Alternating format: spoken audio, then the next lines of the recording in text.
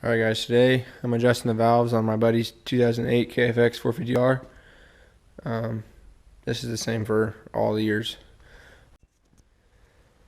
When you take out these 10mm bolts, just be cautious what you do with them, because see how this one, it didn't come off, the seal didn't come off, but on this one the seal stayed on the bolt. So when you go to put those back in, make sure you realize like which ones are which, and so you're not doubling up the seals and then one of them doesn't get a seal. So just watch those and make sure that the seal, each hole has a seal.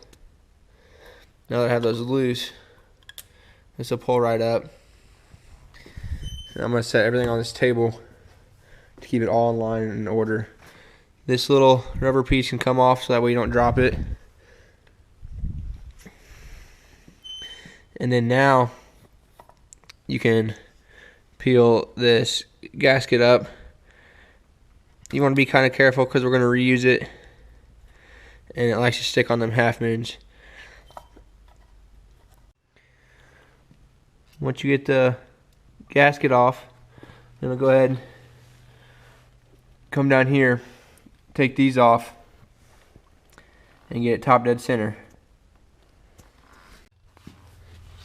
Once you get them off, take a 17mm socket, and you want to turn this counterclockwise until on the flywheel there's a little tiny mark that lines up with this this mark on this cover.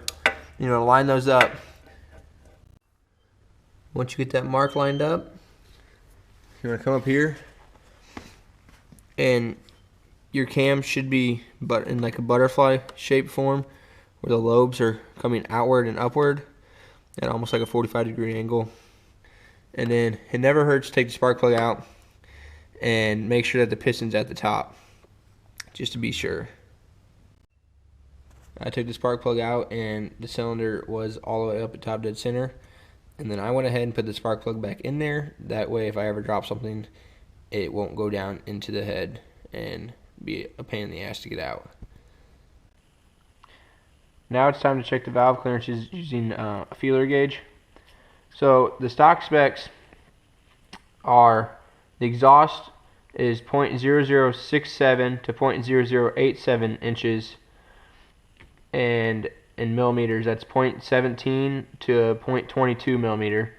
Intake is 0.0039 to 0.0059 inches, and in millimeters that's 0.10 to 0.15 millimeter.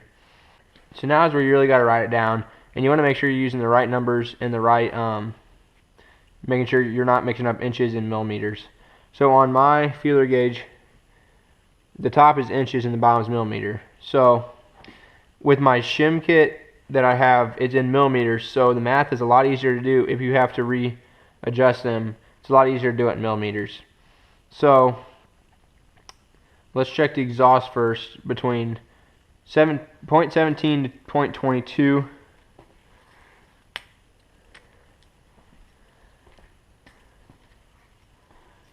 On the exhaust. So you just want to run the shim underneath the cam lobe and the bucket, and make sure that you're top dead center when you're doing this. So that feels pretty good there, and that is 0.178 millimeters.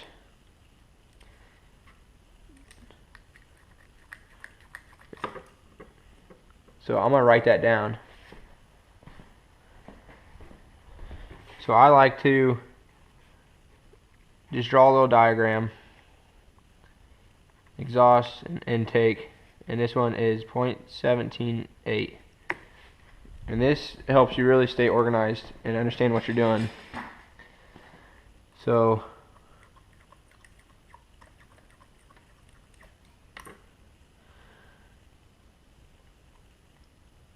that one felt good too.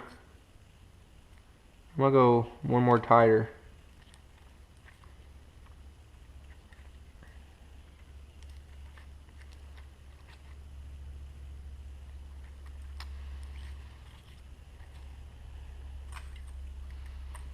yeah, no, that. Alright, so that one's the same. So we're going to write that down. Then we're going to do the intake. So we're going to start with 0.15.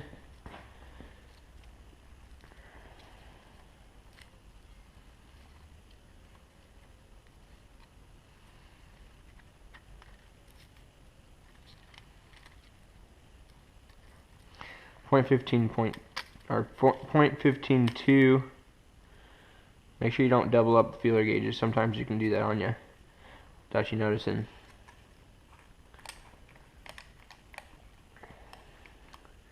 That one's a little loose in there. It slides a little easier than it should. And that's at the top of the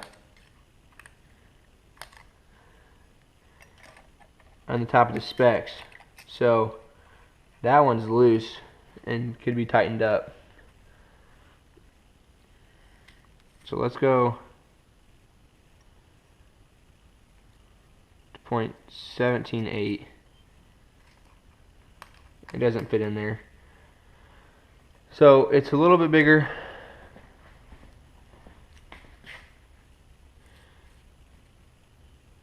What was that at? 0.15. So it's somewhere between 0.15 and 0.18. So I'm just going to say that it was 0.16.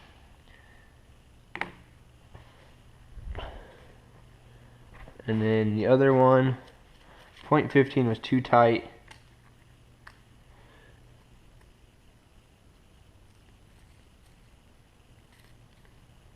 So 0.127 is pretty loose. So I'm going to say 0.14. You know, I got this mixed up.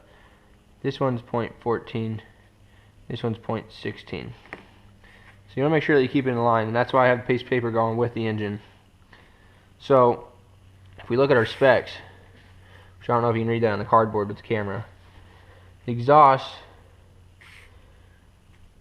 is right where we want it. You kind of, if you can get on the tighter side, that's better than the looser side. It doesn't really make a difference as long as it's in there, but so that's great in spec. And the intake's pretty loose, especially the right side intake.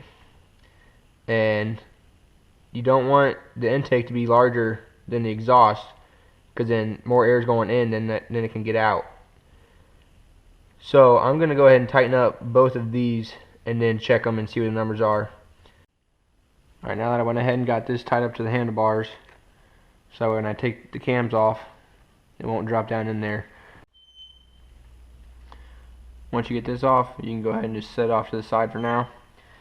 And you'll also notice that your timing chain is loose.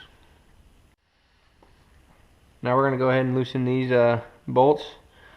And if you look at it, you'll see that they're numbered 1, 2, 3, 4, 5, 6, 7, 8. And that's the order that you want to take them off on, and then put them and torque them back down to. So start at 1 and work your way through the numbers, loosen them. Once you get these bolts pulled out, you want to notice that the black and the silver are different lengths, and so when you put those back in, make sure the black go in the middle and the silver go on the outside. Otherwise you'll do a lot of damage to your head. So now that I got those out, this cam cap will come up, and they're usually stuck on there pretty good. You want to be careful. These bronze things can come out. They got seals in there, and not a really big deal if it comes out. You just got to poke it back in, but I like to try to keep it together if I can.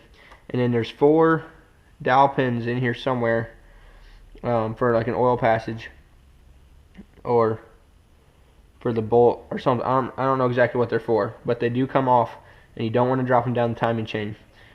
And there's also a half moon here and a half moon here, and that keeps the cams from sliding back and forth. And you don't want to drop those down either. So you want to be very careful and just work your way to get that one's loose, and then work this one and then I like to come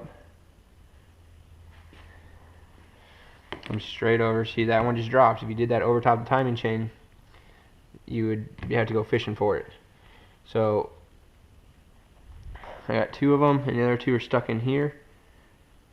And this part, you just want to be really careful not to drop anything. I'm going to grab these half moons off. These are really small, so don't forget about them. That's all they are.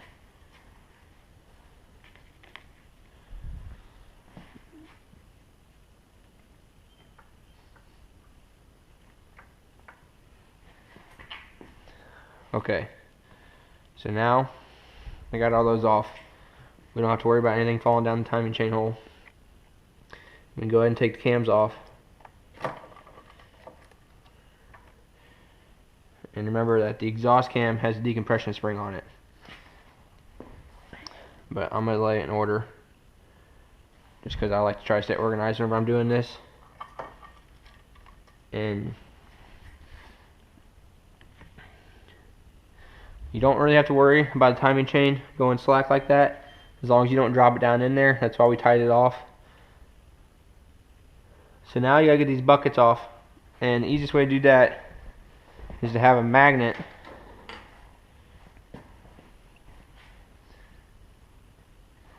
and pop these suckers off, and they'll pull right out.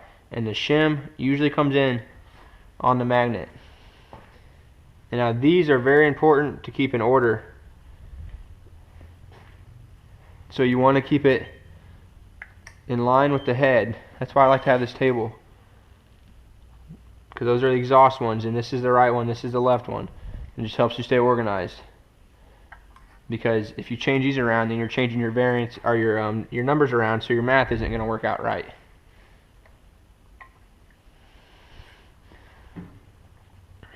So then now that we did that, you can pop these shims out, and then you're going to want to take a digital caliper and measure them out.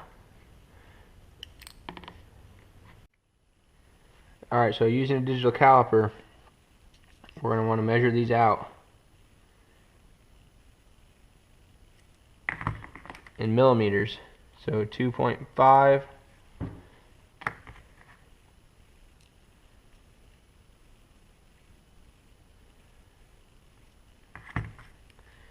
2.51,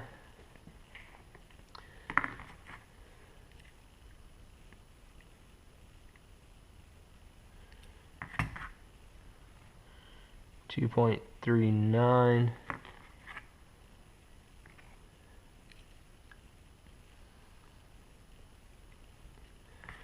and 2.39. So these ones are good. The exhaust ones are good. So we don't have to mess with them. But we need to, the intake was loose. So to tighten it up, you're going to want a bigger shim, so there's less clearance. So if those are 2.39, so technically they're 2.4s, we're going to want 2.45s in there. So that's why metric makes it easier, because you can just pull it straight out of your shim kit. If we have 2.44 on this side, which is the hot cam shim, so it's the new shim, minus the old shim, 2.39, that would equal 0.05. So then we take the 0.16 minus the 0.05, which gives us 0.11. So that's what our valve clearance theoretically should be on this side, and then on the right side of the intake, and the left side of the intake should be 0.10, because if we take the 0.14 minus the 0.04, then that equals 0.10 millimeters. So that's at the bottom of the specs, which is exactly where I'd want it to be. So doing that math is important, because it sees, let's say you were in the middle, or let's say you were at like 0.13 or 0.12 millimeters, and you drop down 0.05, or you go with a 0.05 bigger shim, then you're going to be out of spec. So it's important to do the math before you change everything around to see if you're going to be in spec. But according to my math here, I should be right where we want it to be. Okay, so now one by one we're going to take these shims, and we're not going to drop them. So starting with the exhaust left, I'm going to go ahead and place it down in there, and then we're going to grab the bucket and put it where it goes. Remember to keep these in order because it'll make a difference. Okay, so now we're going to put the cams back in, and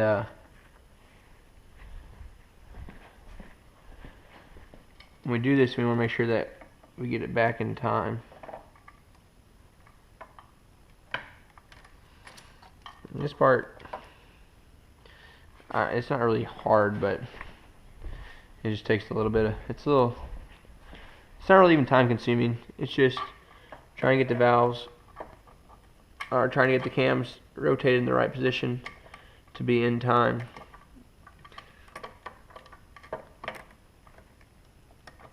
Can be a little tricky sometimes. So if you can see it, this line on this cam, on the exhaust cam, we want it to be even with this, and then there's a dot on the intake cam which you can't see right now. We want it to be in line over here. So in order to do that, you gotta just pull it off the timing chain and rotate it whichever way it needs to go, and try to get it back on the timing chain, and you keep doing that until it's in time. Check to see if it's in time. Looking at that line, I don't know if you'll be able to see it, but you want to count the chain links.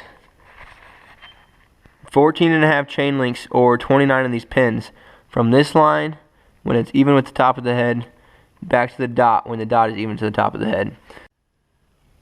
Now we know that it's in time. We can put these 4 pins, these dowel pins, back in, and those half moons, and then set the cam caps on top. Make sure that the bronze tubing is still in place and the seals are in good, and then we can torque it down. Go ahead and put them back in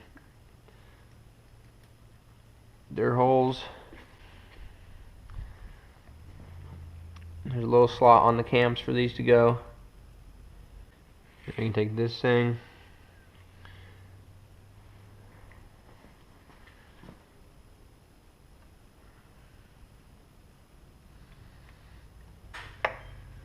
get it to sit down flush. Alright, so that's on. Make sure that your cams don't slide back and forth. Make sure those half moons are on good. So they are. So now we can put our bolts in. And the blacks go to the middle, and the silver go to the outside. And when doing this, when you are torquing these down, remember when you're torquing these down to go in order from 1, 2, 3, 4, 5, 6, 7, 8, so you don't bend the cam caps. And I don't remember what the manual says on the torquing spec, but I've talked to multiple people that know more about this than I do and are professional engine builders, and they say only torque them down to 70 inch-pounds, and that's enough to hold it, and you don't need to go anymore, because that way you run the risk. If you go more than 70 inch-pounds, you run the risk of stripping these out, which you don't want to do that. So, or you could break a bolt. So 70 inch-pounds, that converts to roughly 6 foot-pounds if you don't have an inch-pound torque wrench. Alright, now that I got them torqued down, go ahead and check the valve clearance. Now, since we got all 4 of those dowel pins and the half moons, and these are all in, we don't have to take that off. So we can go ahead, we can take this off, and we can double check that we're in time and put the timing chain tensioner in. Another thing we need to do is clean off all this old gasket sealer. You could have done it when the cams are off. It might have a little more access. Just try not to drop it down into the engine. Once you break this 10mm bolt loose, it's gonna look like that. You're gonna want a little small flathead screwdriver that fits down in there. And then as you pull in, you're gonna rotate to the right, and that'll suck the tensioner in. And then as long as you hold that screwdriver in there, it won't pop out. And then as soon as you pull that out, it automatically tensions the timing chain. So the key to this is to tighten this and hold that screwdriver in there while you're putting these bolts in the engine and while you're mounting the tensioner. Not an easy task, especially by yourself. It might help to take this motor mount off. So what I like to do is have that screwdriver in there, get this front one tight, and then you go ahead and let it go, and that tightens that up, and then go ahead and put that back one in. So once you get this on, don't forget to put the black cap back on, clean off this, and check time again. So that line is even with the head, and that dot is even with the head as well. And you can count 14.5 or 29 pins. 4, 5, 6, 7, 8, 9, 10, 11, 12, 13, 14, and then half. So that is in time, and we're top dead center. You want to make sure you're top dead center when you do that. We can go ahead and add a little bit of gasket maker on there, just on the half moons. You don't have to do it all the way around. And then we can put the gasket on and the cover back on. Okay, it does not take very much at all. Just a little bit, and then spread it around your fingers. I mean, I didn't put hardly anything on that, and it goes a long ways. So now you want to take this and fit it down on there. And you're going to want this little cap. And then remember what I said about the seals on these bolts. I didn't take my bolts out of where they came out of, so I know they're good. But double check on yours if you took the bolts off the valve cover head. And then I don't torque these down, I just tighten them down good. They don't need to be Superman strength tight, but just give them a good snug tight. Once you get those bolted down, put your spark plug boot back in there and run it however it feels like it wants to run. Then put these side covers back on, and then after you do that, you want to look over your work table and make sure you don't have any parts laying around. And then, since I don't have any parts laying around, I put the gas tank back on and the plastics back on. So that's how you adjust your valve clearance.